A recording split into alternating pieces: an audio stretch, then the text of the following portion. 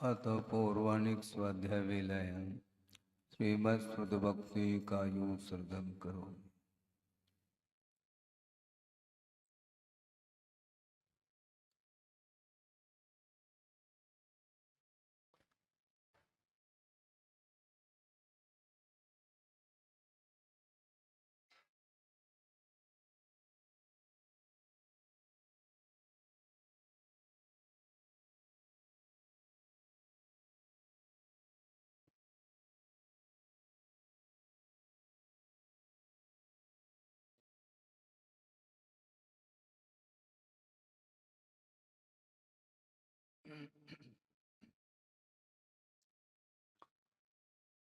ओकारं बिन्दुसंयुक्तं नित्यं ध्यायन्ति योगिनः कामदं मोक्षदं चैव ओंकाराय नमो नमः।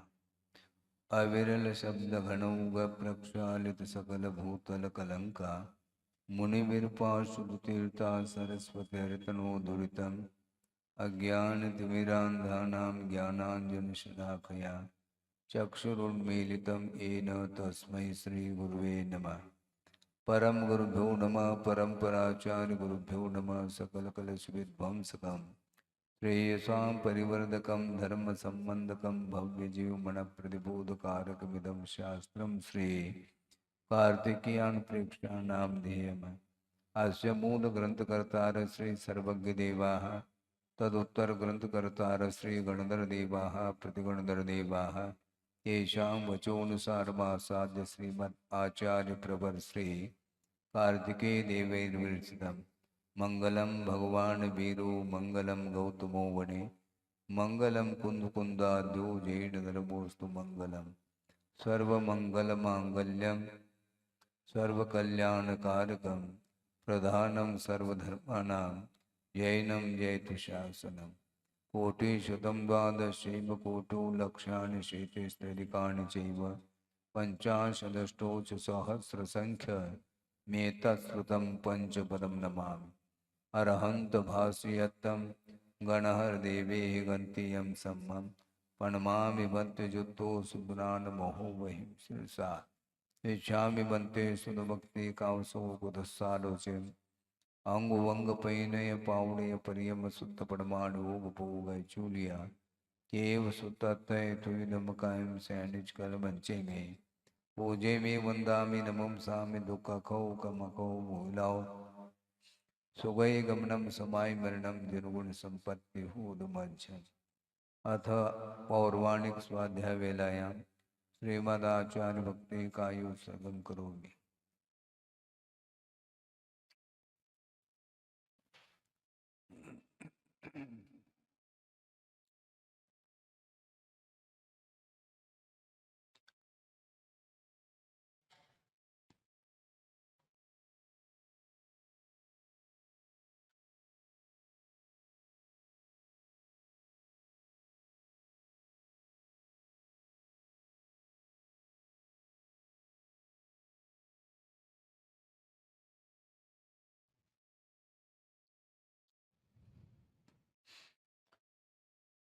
सुजलधिपारगेभ्यः स्वपरमतविभावना पटुमतिभ्यः सुचरिततपोनिधिभ्यो नमो गुरुभ्यो गुरुगुरुभ्यः।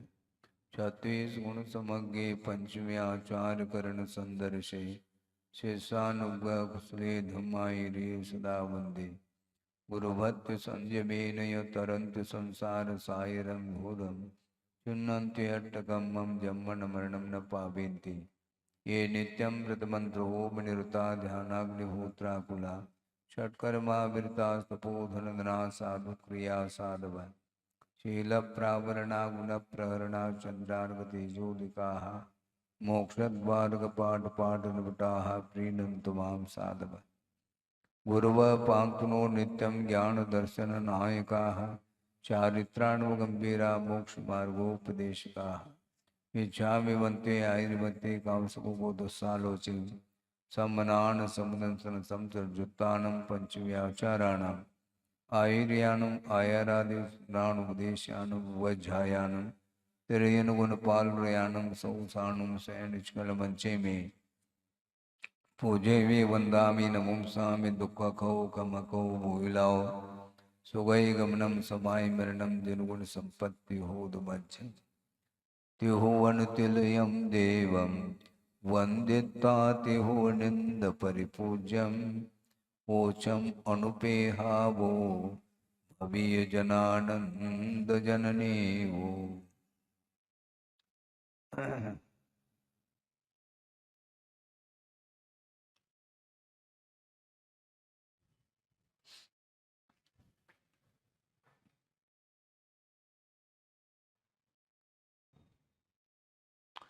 अनित्य अनुप्रेक्षा का वर्णन चल रहा है और शब्दों के माध्यम से जो वर्णन होता है कुछ सीमा को लेकर के ही वर्णन किया जा सकता है और आचार्य भिन्न भिन्न प्रसंग बनाते हुए अनित्य के विषय में विस्तार के साथ कथन करते हैं।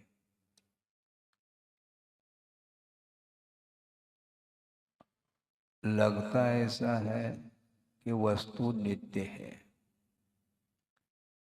कुछ नित्य भी होती हैं पर्याय और कुछ अनित्य भी होते हैं। पर्याय हो करके भी महाराज नित्य कैसे? व्यंजन पर्याय के अपेक्षा से नित्यता देखने में आती है। जो अकृत्रिम होते हैं उनमें नित्यता पाई जाती है। जैसे सुमेरु पर्वत, वो अनादि काल से वह खड़ा है पर्वत पहाड़, और अनंत काल तक वह वैसा ही खड़ा रहेगा। इस अपेक्षा से उसमें नित्यता देखने को मिल रही है, किंतु एक दृष्टि से उसमें भी अनित्यता देखने को मिलती है, क्योंकि जो पौद्गलिक पदार्थ हैं उनका संगठन होना और विघटन होना ये प्राकृतिक परिणाम माना जाता है। उमा स्वामी महाराज ने तत्पर सूत्र में स्पष्ट किया है कि स्निग्ध रूक्षत्वाद बंधः, स्निग्धत्व और रूक्षत्व गुण के माध्यम से ही वो सारे परमाणु संगठित हो जाती हैं और उसमें एकत्व बन जाता है। संगठन होना और विघटन को प्राप्त होना, ये दोनों प्रकार की परिणति होती रहती है। कुछ परमाणु जुड़ जाते हैं, कुछ परमाणु बिखर जाते हैं। बिखरना और संगठित होना ये पुद्गल का स्वभाव है, उसको नकारा ही नहीं जा सकता। किंतु लगता ऐसा है कि यह पर्वत नित्य है।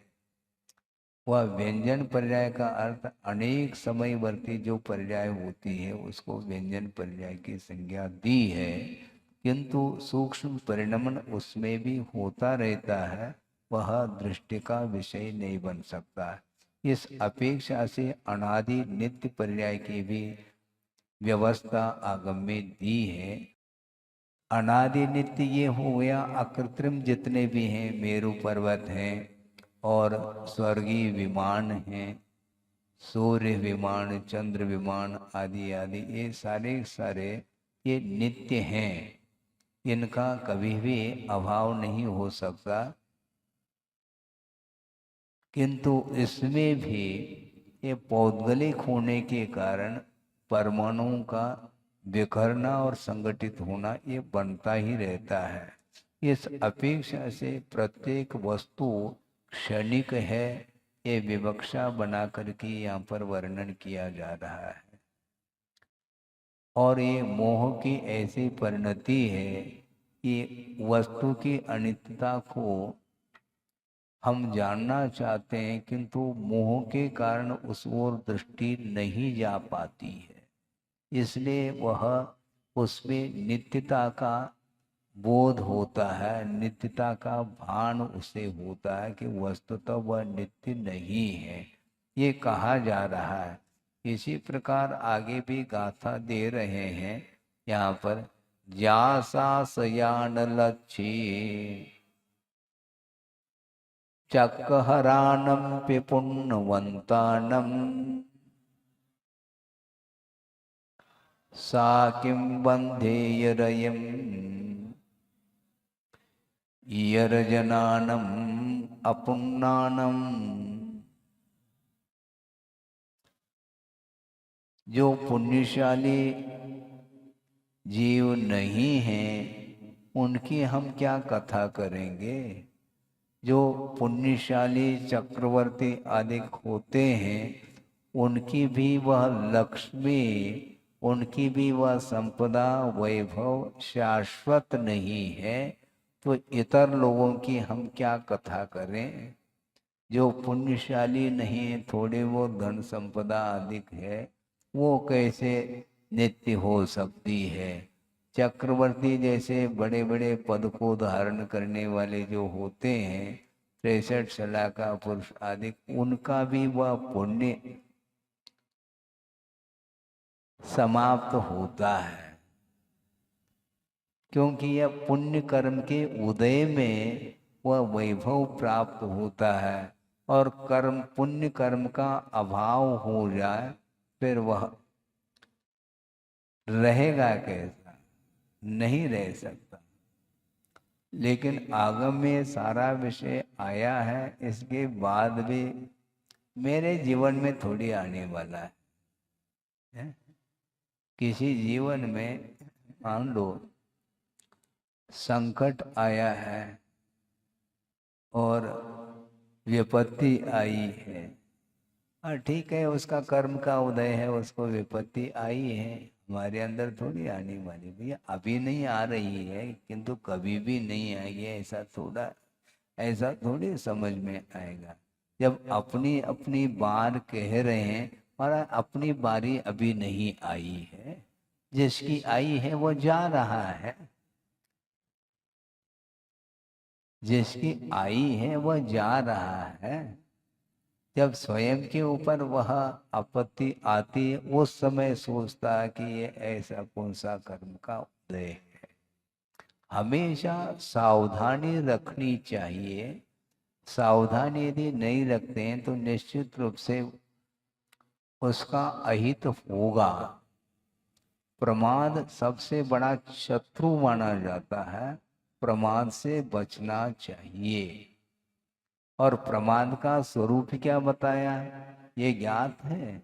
प्राय करके प्रमाद का अर्थ आलस्य लेते हैं, उसको नींद आ रही है, निद्रा आ रही है, उसको हम प्रमाद मानते हैं। वह भी एक प्रमाद का ही भेद है, किंतु उतना ही प्रमाद नहीं है, बहुत सारे भेद हैं।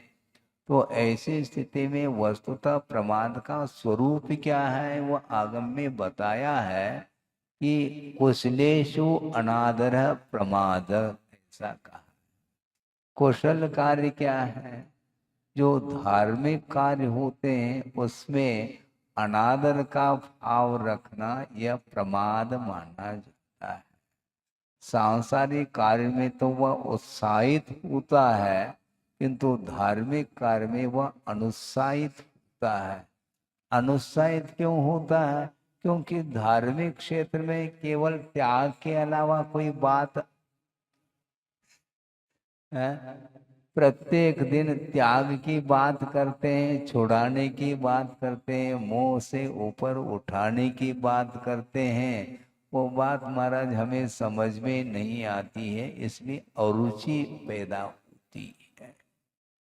और सांसारिक क्षेत्र में हमेशा मन के अनुरूप वस्तु मिलते रहते हैं पुण्य के उदय में, इसलिए उससे वह ऊबता नहीं है। बार बार उन्हीं उन्हीं वस्तुओं का उपभोग करता है, इसके बाद भी उसको तृप्ति नहीं मिलती। कोई बात नहीं, तृप्ति नहीं मिलती, तात्कालिक वह मान लो तृप्ति होती है, पुनः वापस उनका उपभोग तो हमें करना ही है। इसलिए वह उस प्रकार वह आगे बढ़ता चला जाता है सांसारिक क्षेत्र में, और धार्मिक क्षेत्र में प्रमाद महाराज प्रमाद को कैसे जीते हैं? प्रमाद के माध्यम से, असावधानी के माध्यम से जो हानि उठानी पड़ रही है, उसको देखते हुए भी वह अलर्ट नहीं होता, सावधान नहीं होता, होना चाहिए। और कुछ ऐसे साधन सामग्री जिसको अपना लेता है और उसके माध्यम से ही उसको परेशानी उठानी पड़ती है। लेकिन प्रतिदिन ये घटनाएं देखने को, सुनने को मिल रही हैं, इसके बाद भी उससे वह बच नहीं पा रहा। अकाल मरण के निमित्त कितने प्रकार के होते हैं सबको ज्ञात है। लेकिन अब देखो, पूरे भारतवर्ष की मैं बात करता हूँ, प्रतिदिन एक्सीडेंट के माध्यम से कितने लोगों का अकाल में मरण होता है, आपको ज्ञात नहीं है क्या? प्रतिदिन न्यूज़पेपर पढ़ते हैं, उसमें सारी सारी आपको जानकारी मिलती है। लेकिन अकाल मरण से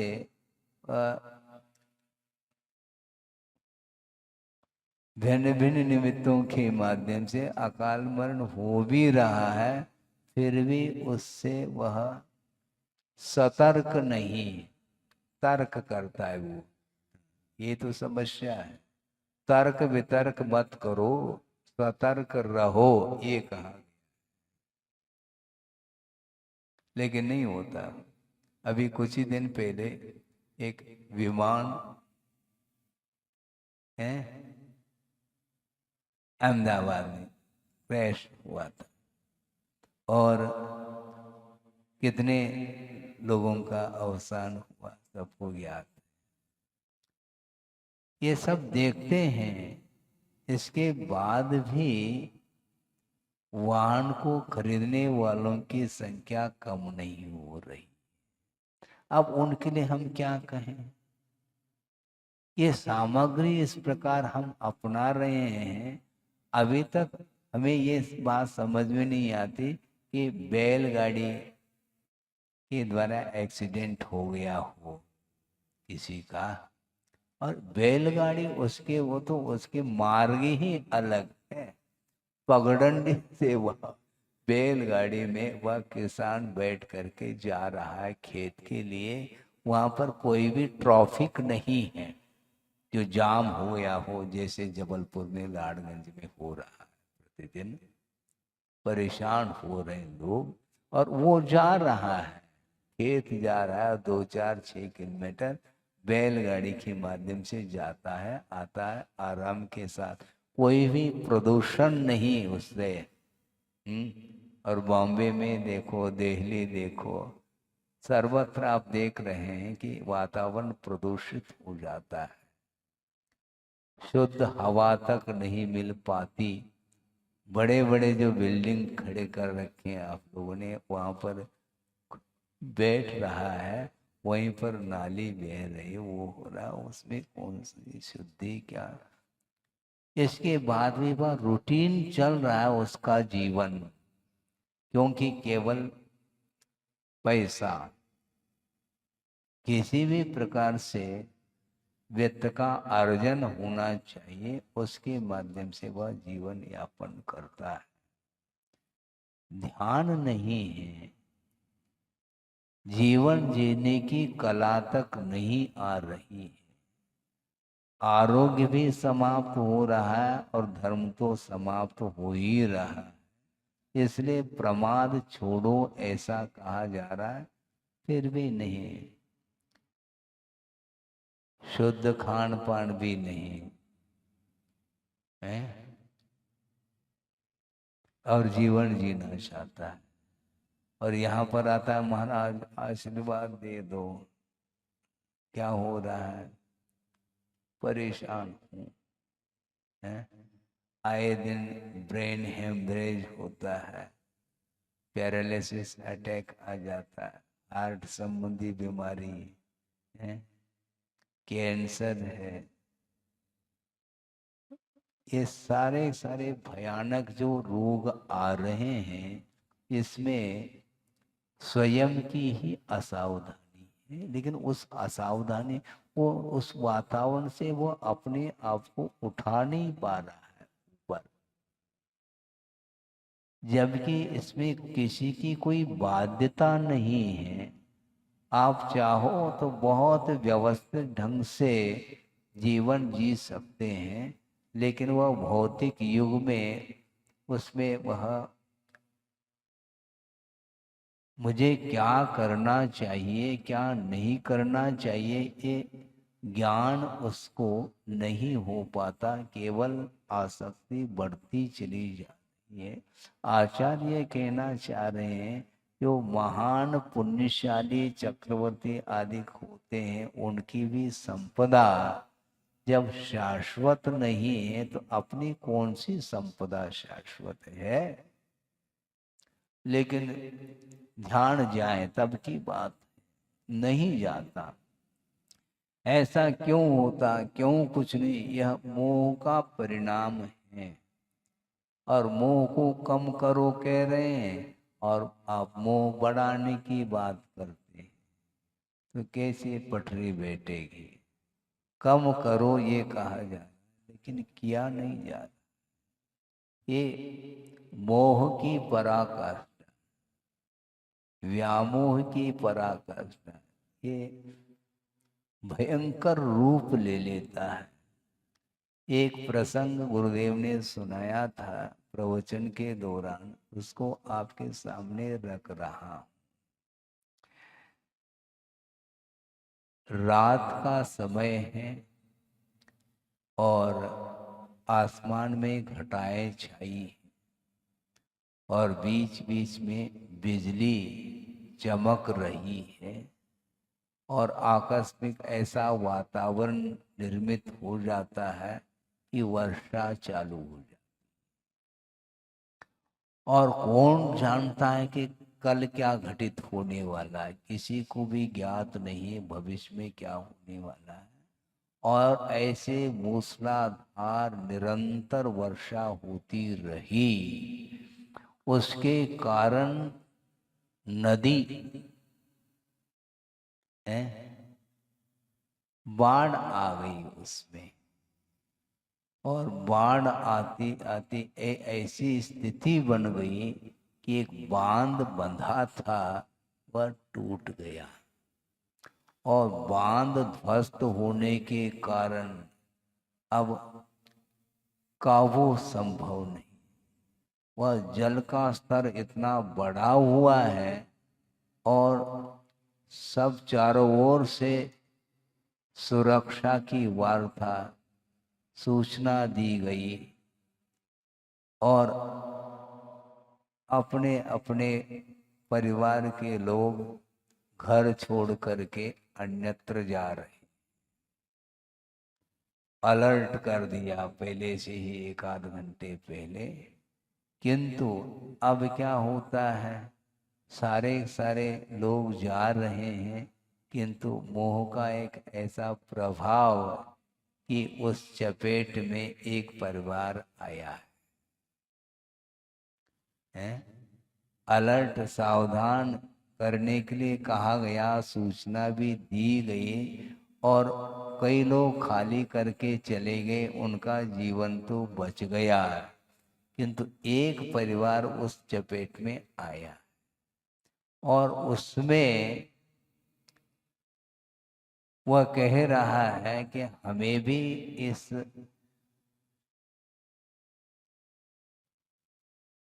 जो पानी चारों ओर बढ़ रहा है तो इसमें से हमें भी पार होना तो है, तो क्यों लगा रहे, तो इसलिए क्योंकि जो कुछ भी अभी तक कमाया है उसको यहीं छोड़ करके हम चले जाएंगे तो हम कैसे जी पाएंगे। एक भाव मन में आ रहा। इसके उपरांत भी उसने कहा, पत्नी को बोला कि तुम यहाँ से पार हो जाओ, अपने बच्चों को लेकर के जल्दी से जल्दी निकल जाओ। और वह निकल गई और वो व्यक्ति सोच रहा है सब कुछ समेटना है, जबकि जीवन समेटने को है। इसके बाद भी वो अपने धन संपदा को वह बटोरने में लगा है। इतने में वह निकलने को हो जाता है, किंतु पानी के साथ वह बहता चला जाता और उस बहाव में उसका मरण हो जाता है। इसके उपरांत भी वह हाथ में जो पोटली थी वह पकड़ करके रखा था उसको, वो पोटली समेत वह बहता बहता चला जा रहा है और जीवन का अंत हो जाता है। यह घटना 1957 की पूना के पास एक कोई बांध था, बताते वह ध्वस्त हो गया था, उसके कारण यह नौबत आई थी। बड़ी विचित्र दशा है संसारी प्राणी की। एक श्लोक आपके सामने रख रहा हूं, याद आ रहा है कि वह पुराण में ही वह विषय आया। एक बार मैं पढ़ रहा था और हमने सोचा कि देखो क्या लिख रहे हैं आचार्य, और जो आगम में जो लिखा जा रहा है ये बाद में लिखा जा रहा है, घटित घटनाओं को ही लिखा जाता है। जो लिखा जा रहा है वह घटने के बाद लिखा जाता है। जो लिखा जा रहा है वह घटित हो रहा है, ऐसा नहीं। जो घटित हो रहा है उसी को आगम में उसको लिख करके आपके सामने सुनाया जा रहा है। जंतुरंतक दंतस्तो, जंतुरंतक दंतस्तो हंत जीवित बीहते, मोहात तन निर्गमोपायम न चिंतयति धिक्तमः, ऐसा कहा। जंतु अर्थात संसारी प्राणी वह क्या है? अंतक दंतस्तः, अंतक बोलते हैं मृत्यु, और दंतस्तः मृत्यु रूपी दांतों तले वह आया है जीव। इसके उपरांत भी वह बचना चाह, हंत जीवितम इहति, फिर भी वह जीना चाहता है। मृत्यु रूपी दांतों तले वह आया है, इसके बाद भी वह जीने की इच्छा कर रहा है। ये आश्चर्य है। वहां से निकलने का उपाय नहीं सोच पा रहा है, इसलिए धिक तमह, मोह रूपी अंधकार के लिए धिक्कार है, ऐसा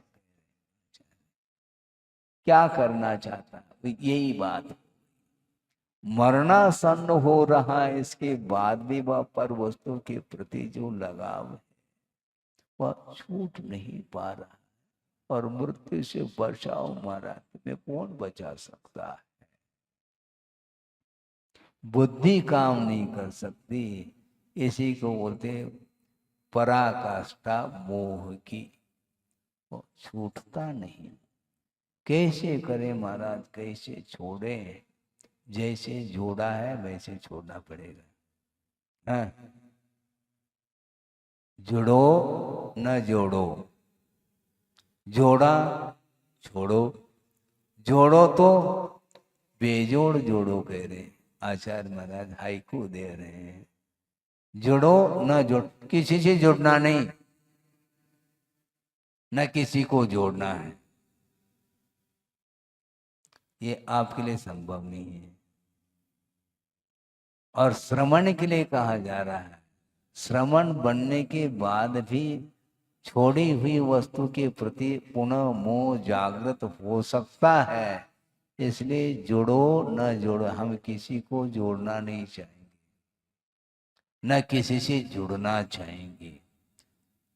श्रमण हमेशा निरीह रहता है, किसी के साथ उसका कोई भी संबंध नहीं रहता, क्योंकि संबंध को करके बाद में तोड़ने की अपेक्षा पहले से संबंध नहीं रखना चाहिए। ये भयानक रूप है। वस्तुतः मोह के कारण ही परतंत्रता का अनुभव होता है। इसलिए आचार्य कहते हैं कि निरंतर मोह से बचते रहो। मोह की सामग्री मिलेगी तुम्हें, क्योंकि यह सिद्धांत है, संयम को अंगीकार जिस समय कर लेता है श्रवण, उसी समय से विशिष्ट पुण्य का अर्जन होना प्रारंभ होता है और उसका उदय होते ही अनेक प्रकार की वह भोग्य सामग्री सामने उसको मिलती है। इसके उपरांत भी दृष्टि नासा पे धरे, आशा पे नहीं, क्योंकि जिसको छोड़ दिया है उसको क्यों ग्रहण। मित्रता नहीं, काय की मित्रता, क्योंकि मित्रता की बात आती है तो पुनः शत्रुता की बात भी आएगी।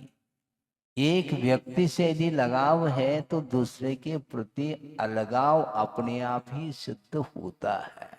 आपका झुकाव सबके प्रति है कि किसी खास व्यक्ति विशेष के प्रति झुकाव है? व्यक्ति विशेष के प्रति है तो निश्चित रूप से आपका कोई न कोई संबंध है उसके साथ, तभी तो उसके साथ आप अपने आप को मित्रता का व्यवहार करना चाहते हैं उसके प्रति। किंतु आचार्य कहते हैं ये लौकिक मित्रता ठीक नहीं है, ये तात्कालिक है, इसमें स्वार्थ है और स्वार्थ अथवा अपना प्रयोजन जब तक सिद्ध होता है तब तक उसके प्रति बहुत वह स्नेह के साथ बर्ताव रखता है, लेकिन उसमें थोड़े बहुत भी गड़बड़ी आ गई तो पुनः वापस वह बिखराव। इसी को बोलते, पहला संगठन हुआ, स्निग्ध रूक्षत्वाद बंध, चिकनाहट के कारण बंध को प्राप्त होता है, चिकनाहट समाप्त होते पुनः बिखराव आ जाता है। उसी प्रकार राग द्वेष रूपी चिकनाहट के माध्यम से वह संसारी प्राणी एक दूसरे के साथ संबंध स्थापित करना चाहता है, इसलिए संसार का निर्माण होता है। उसमें स्थायित्व बिल्कुल नहीं। कुछ ऐसे पर्याय हैं, लगभग 4 प्रकार की पर्याय ये मान के चले कि जिसका संबंध एक अनादि अनंतात्मक पर्याय होती है। वो कौन सी पर्याय है? अनादि अनंत अभव्यत्व भाव, वो कभी समाप्त नहीं। अनादि काल से वह अभव्यत्व रूप पर्याय चली आ रही है और अनंत काल तक वो बनी रहेगी। इसको बोलते हैं अनादि नित्य पर्याय, क्योंकि अभव्यत्व का अभाव संभव नहीं है, क्योंकि यह पारिणामिक भाव है, कर्म सापेक्ष भाव नहीं है। कर्म सापेक्ष भाव नहीं है तो ये अभव्यत्व भाव आया कहां से महाराज? आया नहीं है। ऐसे कैसे है? प्रकृति स्वाभाविक आदि, ये स्वाभाविक परिणति है।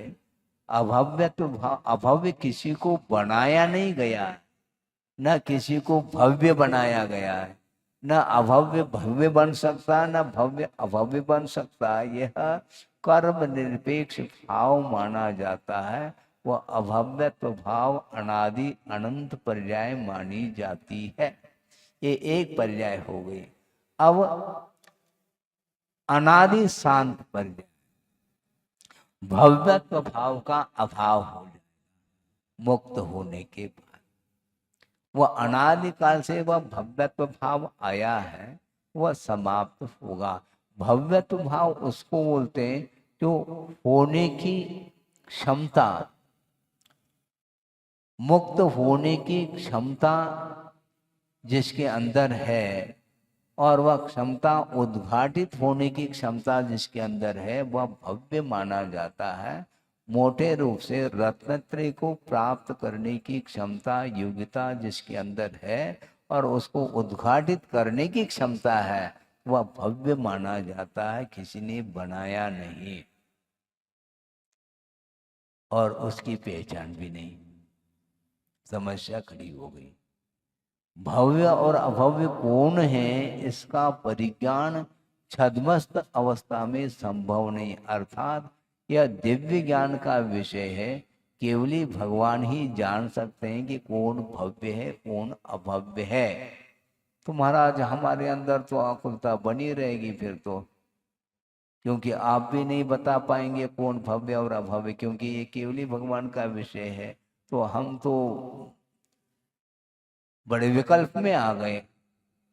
आकुलता हमें होती है महाराज, आप जल्दी बताओ। आचार्य कहते हैं जिसको आकुलता वह भव्य है, क्योंकि अभव्य को आकुलता होती नहीं। उसको मुक्ति से कोई सरोकार नहीं, कोई प्रयोजन नहीं, उसको मोक्ष तत्व के प्रति उसका श्रद्धान होना ही नहीं है, और वह अपने स्वभाव को छोड़ नहीं सकता। न मुयदि पैडिम अभवो, अपने प्रकृति को वो छोड़ नहीं सकता। सुठवी अध्यायदून सत्तानी, अच्छे ढंग से शास्त्र का अध्ययन भी किया है, फिर भी वह अपने प्रकृति को अपने स्वभाव को छोड़ नहीं सकता।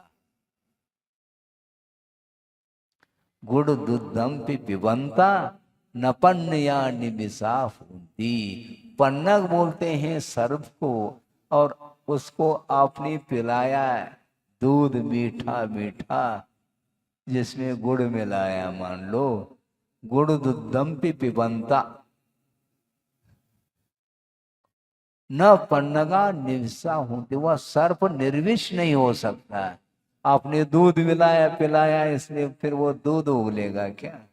नहीं, वह विष ही उगलता। इसको बोलते प्रकृति स्वभाव, और स्वभाव भाई न भिषक कहते हैं आचार्य। स्वभाव के लिए कोई दवाई नहीं।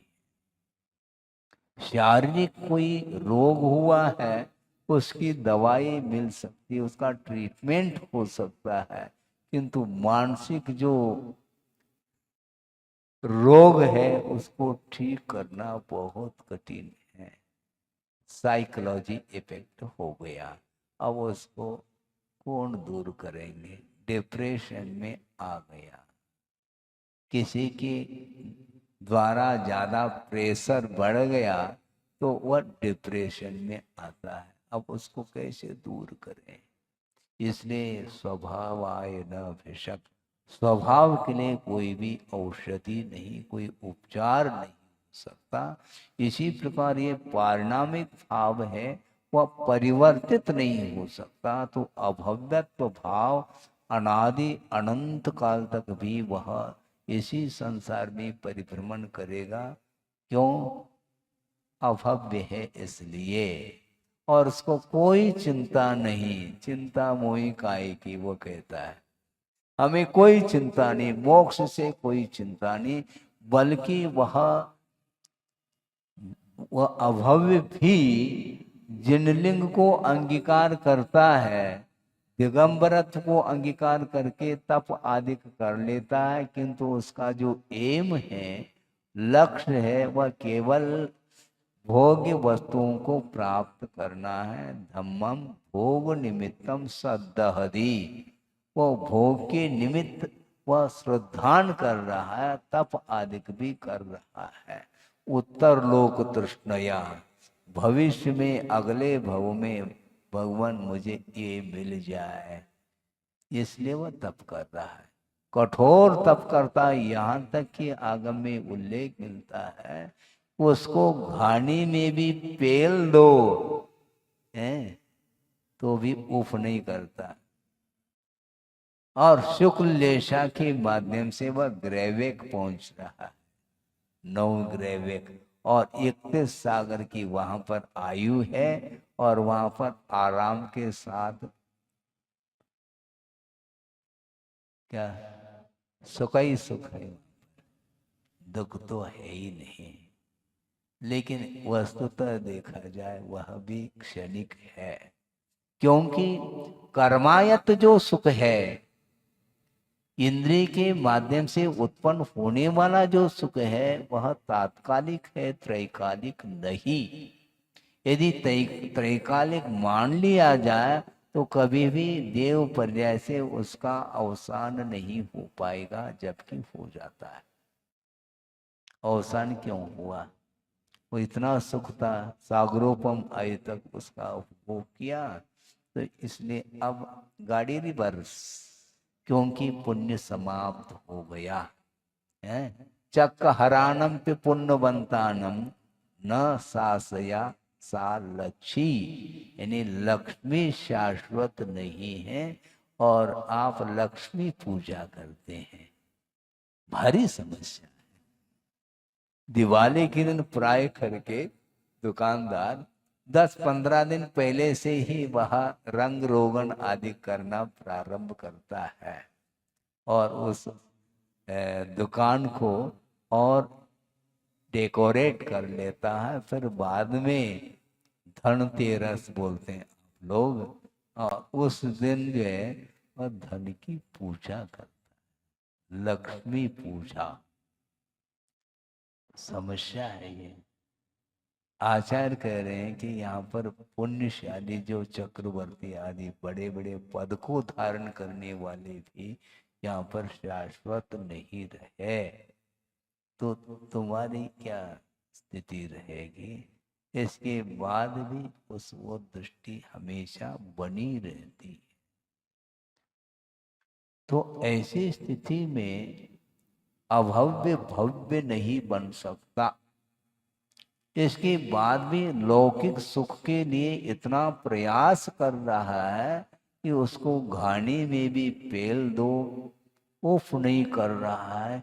कितनी क्षमता होगी, किंतु आचार्य कहते हैं इस प्रकार के तप से कोई भी प्रयोजन सिद्ध नहीं होने वाला, ऐसा कह रहे हैं। क्यों? समता नहीं है। तो इसमें भी विषमता है क्या? हाँ, बिल्कुल बड़ी विषमता। यानी समता कोई अद्भुत चीज है। कुंद स्वामी स्वयं कह रहे हैं वह वनवास किस काम का? मास मास तक उपवास करना और वन में रहना, आतापनादि तप का सहारा लेना, यानी तप करना और सिद्धांत का मनन और मौन सदा निभाना।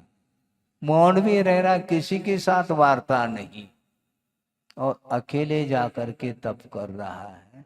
भयानक उपसर्ग होने के उपरांत भी वह अडिग रहता है, किंतु भीतर उसकी दृष्टि और कुछ नहीं, इसके माध्यम से मुझे वो मिल जाए।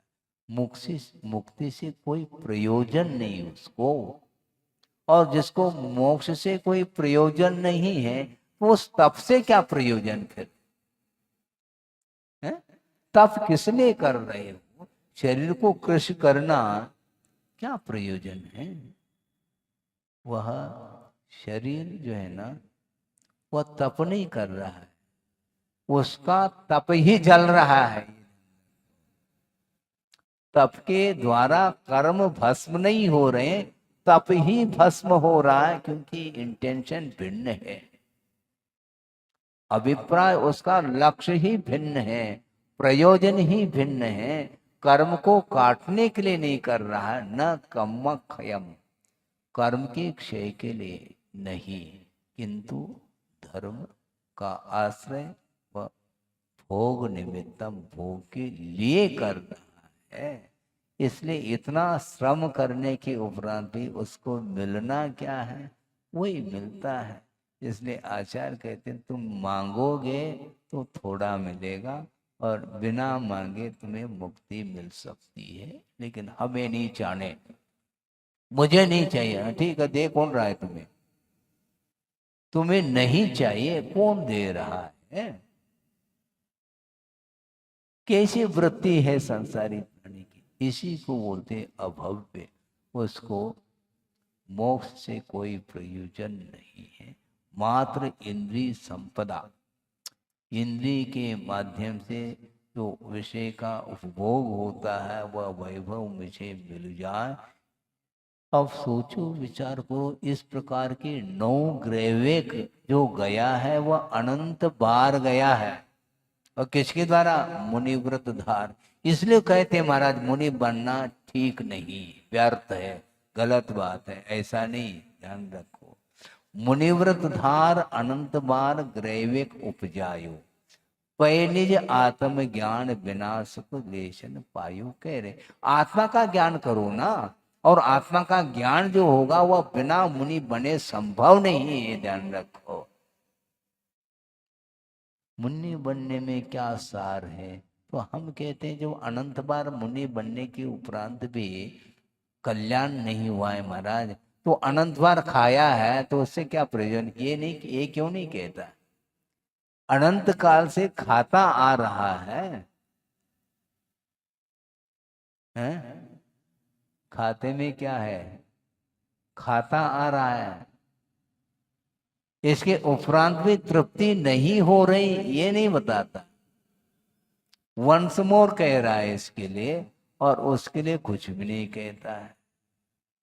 व्यर्थ नहीं है वो, क्योंकि हमारे स्वयं के परिणामों में कमी होने के कारण ये दशा बन रही है। मुनि बनने की सार्थकता कैसे सिद्ध होती है? कर्म क्षय के लिए यदि तप करता है तो मुनि बनने की सार्थकता सिद्ध होती है, नहीं है तो इसी प्रकार का उसका परिभ्रमण चलेगा। तो अभव्य का परिणमन वह अनादि अनंतात्मक है, और जो भव्य है वह मुक्त हो सकता है, किंतु अभी तक हम मुक्त नहीं हो पाए। महाराज हमारी क्या स्थिति रहेगी फिर? हम कौन है भैया? कौन है या हमारा विषय? किंतु भीतर यदि लगनशीलता है तो चांस है। वो सही नहीं, भीतर से भीगना चाहिए। समुद्र में हमने पहले भी कहा था, समुद्र में गहराई में बहुत बड़ा पाषाण खंड करोड़ों अरबों साल भी हो सकते हैं, वह पड़ा है, किंतु वह पाषाण खंड बाहर से तो भीगा हुआ है और भीतर तो वही सूखा है? उस पाषाण को फोड़ेंगे तो भीतर क्या नमी देखने को मिली? क्या नहीं। क्यों? भीतर जा ही नहीं पा रहा। रात भर मूसलाधार वर्षा हो गई, किंतु एक कटोरा भी नहीं भर पाया। विस्मय होता है, इसमें क्या विषय? विस्मय की बात नहीं, कटोरा इसलिए नहीं भर पाया क्योंकि कटोरे को उल्टा रखा है। वो कैसे भरेगा भाई? यही हो रहा है। रात दिन धर्मामृत की वर्षा होने के बाद भी वह एक कटोरा भी नहीं भर पा। उपयोग रूपी कटोरे को हमने उल्टा किया है, इसलिए उसमें कहां से वह अमृत आ पाएगा, भर पाएगा? संभव नहीं। तो आचार्य कहते कहते कहते थक रहे हैं, किंतु संसारी प्राणी के ऊपर कोई असर नहीं पड़। क्यों नहीं पड़ रहा है महाराज? सर हो तो असर पड़े, दिमाग हो तो असर पड़े। दिमाग काम नहीं कर रहा। दिमाग काम क्यों नहीं कर पा रहा? अपने क्षेत्र में तो दिमाग दौड़ रहा है अच्छे स्पीड से, और धार्मिक क्षेत्र में मोक्ष मार्ग में उसका दिमाग काम नहीं करता। ये मोह के कारण हो रहा है। इसलिए पुण्यशाली जो त्रिशक शला का पुरुष या महापुरुष आदि होते, उनका भी पुण्य नित्य नहीं, शाश्वत नहीं। तो ऐसी स्थिति में जो पुण्यहीन व्यक्ति होते हैं, उनके पास वह लक्ष्मी कैसे टिक सकती है? उसके साथ कैसे वह अनुराग रख सकती है? वह लक्ष्मी संभव नहीं है।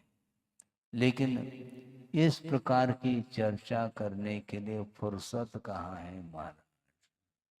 आप ये अनुप्रेक्षा प्रारंभ तो कर दी, लेकिन प्रतिदिन वही विषय मिल रहा है। नित्य नहीं, नित्य नहीं। महाराज आप पहचान कैसे करोगे हमें? क्योंकि हम नित्य नहीं रहे, लेकिन पहचान भी कर रहे हैं आप, हैं? पहचाने में आ रहे हैं क्या? नहीं आ रहे हैं। तो नित्य तो है महाराज, ये नित्यता नहीं मानी जाती, एक तात्कालिक है वो नित्यता, किंतु वह अविनश्वर नहीं। 150 साल की जिंदगी जीवो, उसके बाद फिर समाप्त हो जाएगा, ये कहना चाह रहे हैं। इसलिए क्या श्लोक लिखा, जंतुरंतक दंतस्तो मृत्यु रूपी दांतों तले आया है संसारी प्राणी, अभी भी वह जीने की इच्छा, जिजीविषा इसको बोलते हैं, जीने की इच्छा। 90 साल का भी हो तो वह जीने की इच्छा रखता है? मरने की इच्छा कौन रखे? और इच्छा रखो या न रखो, मरण तो होगा। जीने की इच्छा और मरने की इच्छा, ये दोनों इच्छा ठीक नहीं है। मरण आ जाए तो भयभीत नहीं होना, और मान लो जीवन मिला है उसमें फूला नहीं समाना, तब तो ठीक है। जीवन हर व्यक्ति को अच्छा लगता है, मरना किसको? बोल तो रहा है मरना सबको एक दिन अपनी अपनी बार, तो अपनी अपनी बार, हमारी बारी आई नहीं महाराज, अब बारी तो आएगी तो सही है, इसमें अपवाद नहीं है, ध्यान रखो। तीर्थंकर भी क्यों न हो अनंत शक्ति के धारी, किंतु उनका जीवन भी आयु कर्म के ऊपर ही आधारित है। आयु कर्म समाप्त होते ही अनंतर समय में वो मुक्त हो जाएंगे, किंतु शरीर तो छूटेगा, वो छूटना ही है। वह ये शांत राग रुचि भी, हाँ आप गाते रहो, किंतु वह दिव्य शरीर वह बिल्कुल कपूर की भांति एक क्षण में समाप्त, वो सारे सारे परमाणु बिखर जाते हैं, और सामान्य व्यक्ति के द्वारा भी वह परमाणु ग्रहित हो सकते हैं, इसमें कोई बाधा नहीं, क्योंकि वह सामान्य हो गई वो परमाणु। उन्होंने अपने योग के माध्यम से ग्रहण किया था, शुभ परिणाम के द्वारा वो सारे सारे परमाणु ग्रहित हो चुकी थी, किंतु कुछ क्षण के लिए ग्रहित हुई थी और समय पर वह विलीन हो जाती है। तो ऐसी स्थिति में इतना दिव्य शरीर भी जब छूट सकता है, कि तुम्हारा शरीर नहीं छूट सकता है क्या? बड़ी विचित्र दशा, भयानक रोग हो या इसके उपरांत भी वह जीना चाहता है। नली लगी है नाक में, और मुख से आहार लिया नहीं जा रहा है, और नली से आहार दिया जा रहा, कोई स्वाद नहीं, इसके बाद भी मैं मर न जाऊं ये भाव बना हुआ है, होता है ये। और कोई ऐसा व्यक्ति है बिल्कुल मोटा ताजा है, और मान लो किसी कारण से डिप्रेशन में आने की स्थिति में है, तो वह मरना चाहता है, मानसिकता के कारण। मानसिक दुख भी भयानक हुआ करता है, उसके कारण वह आत्मघात करने के लिए तैयार हो जाता है, मैं इसके बीच से जल्दी चले जाऊं तो और अच्छा है, क्योंकि दूसरी जगह जाऊंगा तो कम से कम सुख पा सकूंगा। दुख इष्ट नहीं उसको, मानसिक दुख, शारीरिक दुख, उसके कारण वह मरना चाहता है। और निरोग शरीर मिला है, तो उस निरोग शरीर के माध्यम से धर्म नहीं करना चाहता, जीना चाहता है। और जीना और मरना ये चलेगा है। अब जीना चढ़ जाते हैं ना, है? जीना, फिर उतरते समय मरना होगा, और क्या होगा? है? अभी जीना बहुत अच्छा लग रहा है, ठीक है, मरना तो है। जो मरना है ये अकाट्य नियम है, तो इस और दृष्टि रखो, कभी भी अवसान हो सकता है। अवसान होने के पहले अपने परिणामों को सुधारने का पुरुषार्थ करना चाहिए। इसलिए जिसको भेद ज्ञान हो जाता है उसको संसार में कोई भी चीज रुचती नहीं। और गुरुदेव ने यही कहा था कि वस्तुतः जो वैरागी होता है उसको संसार में कोई भी चीज अच्छी नहीं लगती, और अच्छी नहीं लग रही है तो निश्चित रूप से उसके अच्छे लक्षण दिखाई पड़ रहे हैं। और रुचित क्या, क्योंकि ये सारे सारे विषय तात्कालिक सुख को देने वाले हैं, किंतु इसका परिणाम जो है वो दुखमय निकलेगा। हाँ। हर्ष के साथ चाव से वह ग्रहण करता है, फिर बाद में उसका जो परिणाम निकलता है तो वो भयानक परिणाम निकलता है। इसलिए वस्तुतः इन विषयों का समागम होने के उपरांत भी केवल साधन के रूप में उसको ग्रहण करो। आचार्य के साधन के रूप में है। लेकिन अब साधन में क्या आनंद है?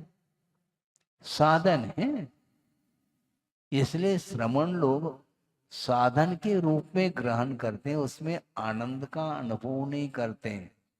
भोजन करने से होता क्या है? भूख मिटती इतना ही से होता है, तो उसमें आनंद क्यों ले रहे? भोजन करना तो कर लो ना, क्या दिक्कत है आपको? उसमें आनंद क्यों मानते हो? क्योंकि वह तात्कालिक सुख है, पुनः भूख लगेगी। क्योंकि हजम हो गया बस पुनः लाओ। उस समय तो बस बस कह रहा है, लेकिन अंतों के लिए रखो कहता वो। समस्या ये खड़ी हो रही है, उस समय पूर्णतः पेट भर चुका है, किंतु अंतों की चिंता उसको सता रही है। अब क्या है, इसको बोलते हैं भविष्य की चिंता। वर्तमान की चिंता नहीं, भविष्य की। सामान 100 साल और पल की खबर नहीं, ये बोला जा रहा है, फिर भी दुकान खोली जा रही, सामान एकत्रित करते ही चले जा रहे। एक और फर्म खोलो, फर्म के ऊपर फर्म। हाँ, लड़के के नाम से और नाती के नाम से, सबके नाम से कर लो एक एक एक एक दुकान और चलाओ। ये सब क्या है? किसके लिए किया जा रहा? सब यहीं पर रहने वाला है, और भोगने वाला व्यक्ति, भोगता वही ट्रांसफर हो जाता है, यहाँ से दूसरी जगह बैठ जाता है। वह धन यहीं पर एकत्रित रहता है। ज्वेलर्स, हाँ ठीक है, यहीं रहेगा वो बोर्ड भी यहीं लगा हुआ मिलेगा और वो चला जाएगा, उस बोर्डिंग को छोड़ करके दूसरी जगह पहुंच जाएगा। तो फिर वहां पर क्या है? वहां पर क्या, कोई मान लो गरीब के यहाँ पैदा हो गया तो क्या कर लोगे? जाते ही मान लो जाति स्मरण हो गया तो और भयानक स्थिति आई है। देखो, वह सेठ के यहाँ था और जीवन के आदि से लेकर के अंत तक सुख का अनुभव किया, और यहाँ पर आकर के पैदा हो गया, अब उठक बैठक करना पड़ता है? अब नौकरी करनी, चाकरी करनी पड़े। सेठ की यहाँ वह काम कर रहा है और स्वयं सेठ था। अब सेठ की यहाँ काम कर रहा है, नौकरी। ये सब क्या, किसका परिणाम? वही परिणाम, सांसारिक सुख का यही परिणाम निकलता। हर्ष विषाद करता हुआ उपभोग करता है, फिर बाद में उसका पतन होता है। ये पतन के लिए कारण है। इस प्रकार श्रद्धान कर लेना। श्रद्धान करने में भी क्या दाम लग रहा है? पैसा लग रहा है क्या? पाप का बीज है ऐसा कहा जा रहा है, पढ़ा नहीं क्या? पढ़ा है शास्त्र में, वो उसी में वही पढ़ा है, वही वही पढ़ा है वो। वो उपयोग में नहीं आ रहा, प्रयोग में आना चाहिए। ये कर्मायत्त है, अंत को प्राप्त होने वाला है, दुख से भुला हुआ है, सुख की निरंतरता नहीं है, और अंत में ये कहना चाह रहे हैं कि पाप का वह बीज है। ये विषय कहाँ पर आया है? निकांक्षित अंग में आया है। जब यह इंद्रिय सुख पाप का बीज है, तो ऐसा कौन सा व्यक्ति होगा जो पाप का बीज बोना चाहता है? इंद्रिय सुख के लिए अरबों रुपए एकत्रित कर रहा है, क्या उसकी धारणा है क्या नहीं कि ये पाप का बीज है? पढ़े तब, पढ़ा ही नहीं उसने, सुना ही नहीं, सुन भी लिया तो एक कान से सुन करके निकाल दिया है, तो हम क्या कर सकते हैं? जब वह पाप का बीज है तो इतनी आसक्ति, इतनी आकांक्षा ठीक नहीं। जितना आवश्यक है उतना आप कमा लो, क्योंकि गमाना पड़ेगा बाद में जीवन को, इसलिए उतने ही कमाओ जितना आवश्यक। जब पाप का बीज है, ये श्रद्धान का विषय नहीं है क्या? जब इतना श्रद्धान का विषय है तो इतना क्यों कमा रहे हैं आप पीढ़ी दर पीढ़ी? है? क्या आवश्यकता? लेकिन वह आकांक्षा बनी रहती। उस समय हम ये पूछना चाहते हैं, इसलिए आचार्य कहते हैं कि सम्यक दर्शन का क्या, उसके कौन से चिन्ह हैं, क्या पहचान है, हमें बताओ। क्योंकि 8 अंग है, 8 अंगों का पालन होना चाहिए, तब वह सम्यक दर्शन बना रह सकता, नहीं तो वह समाप्त होगा। तो 8 अंग पल रहे हैं? 8 अंग पल रहे हैं क्या? क्या पालने में पालना चाहो क्या उसको? 8 अंगों को कहाँ पलेंगे, हमें बताओ। भयंकर रूप है। ये समझ में आने के उपरांत भी उसको जीवन में उतारना नहीं चाहता, पसंद नहीं।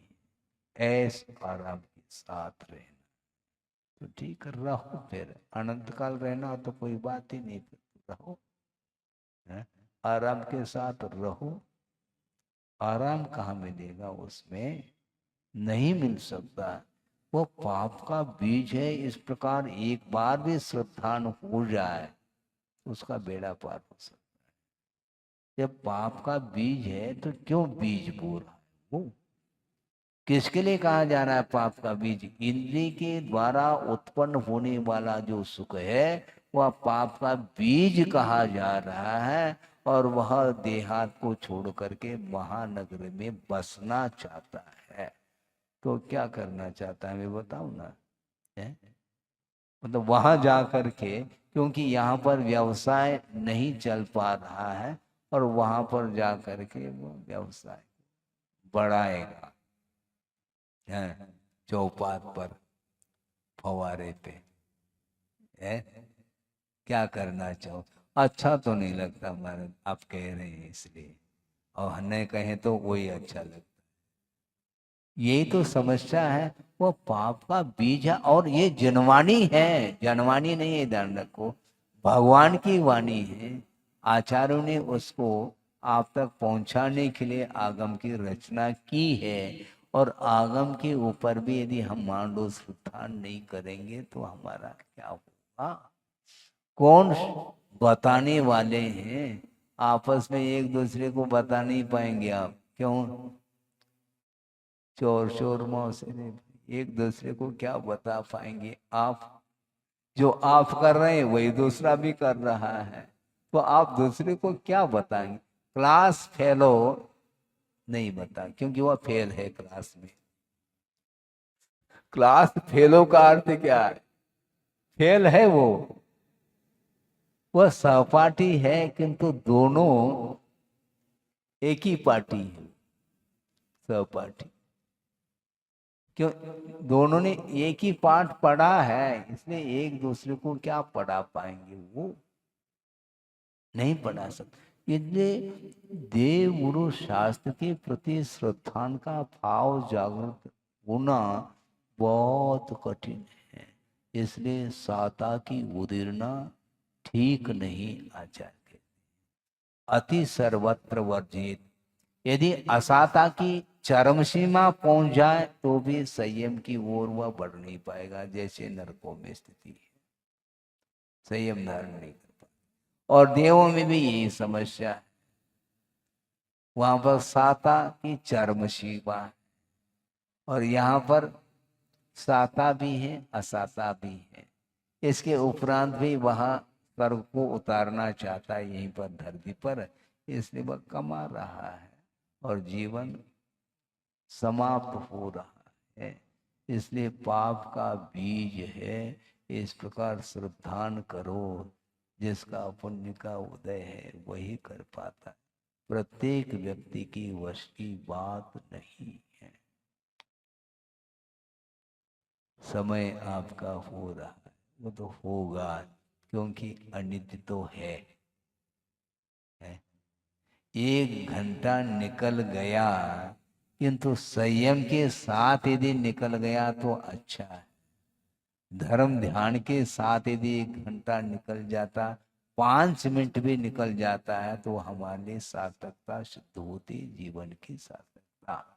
और मान लो इस प्रकार धर्म ध्यान के बिना निरंतर आर ध्यान रोध ध्यान के साथ जो जीवन व्यतीत कर रहा है, उसका भविष्य क्या होगा बताने की कोई आवश्यकता नहीं है, क्योंकि वर्तमान का कार्य ही बता रहा है कि उसका भविष्य क्या है। पहले भी कहा था, फिर से कह दो महाराज, क्योंकि हम तो भूलते हैं, भूलना हमारा स्वभाव है। एक व्यक्ति ने आचार्य महाराज को ही कहा कि महाराज, केवल हमने नहीं कई लोगों के मुख से हमने सुना है। क्या सुना है? महाराज आप भविष्य जानते हैं, बताते हैं। हाँ बिल्कुल ठीक कहा है। अच्छा, हमारा भविष्य बता दोगे? तुम्हारा क्यों, हम सबका मैं बता देता हूँ। अच्छा, हमें ज्ञात नहीं था आप भविष्य जानते। बिल्कुल जानता हूँ। कैसे महाराज? देखो, जो चोरी करेगा उसको जेल होगा, यही तो भविष्य है। ये भविष्यवाणी और कौन सी वाणी, हमें बता दो। जो मर्डर करेगा जेल होगा, चोरी करेगा तो जेल होगा, विपरीत कार्य करेगा तो निश्चित रूप से उसको पनिशमेंट मिलना ही है। यही उसका भविष्य है। वर्तमान में जो जिस रूप में जीवन यापन करता है उसका भविष्य उसके हाथ में है। हाथ देखने की कोई आवश्यकता नहीं। हस्त रेखा, काय की रेखा है वो, तो रेखा ही बता रही वो। जीवन जीने की जो शैली वही बताती है कि आपका भविष्य क्या है, तैयारी किसकी हो रही। नरक जाने की तैयारी यहीं से, क्योंकि नारकी मर करके नारकी नहीं होता है। को नारकी कभी भी नरकाय का बंद नहीं कर सकता। नरकाय का बंद कौन, किस गति वाले करते हैं? केवल मनुष्य गति और त्रिंश गति के जीव ही नरक गति को जाते हैं। तो आपकी तैयारी क्या है महाराज? आप जानते हैं, इसलिए हम बताना नहीं चाहते हैं। बताने से टेंशन और बढ़ेगा, समस्या और खड़ी होगी। टेंशन बढ़ाने से कोई सार नहीं निकलेगा, क्योंकि जो करेगा उसके अनुरूप ही फल उसको भोगना पड़ता है। इसलिए वस्तु तत्व का स्वरूप जानने में आना चाहिए।